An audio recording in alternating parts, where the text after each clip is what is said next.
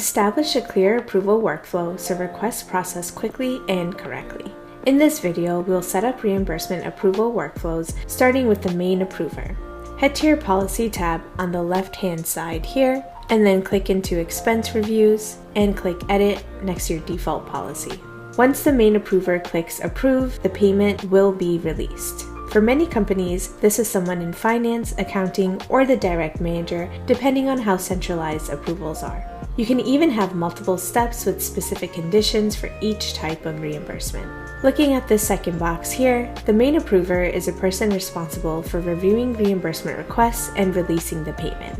Right now, the default policy is saying anytime a reimbursement is submitted within your company, regardless of the type, it'll go to the user's manager for approval, and once the manager approves, the payment will be released. If you want to make any changes to this, you can click Edit here, and you could select which reimbursement type you want to set up a specific approval workflow for if it will differ. Otherwise, you can leave it as just reimbursement here if both reimbursement types will follow the same approval workflow.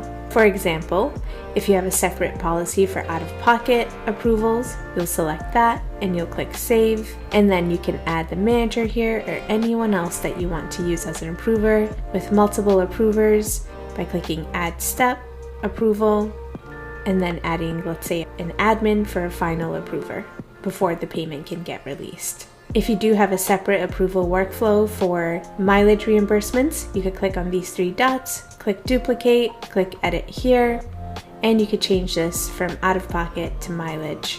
You can set additional conditions as well. This one's based off of the amount, but you have other options listed here as well.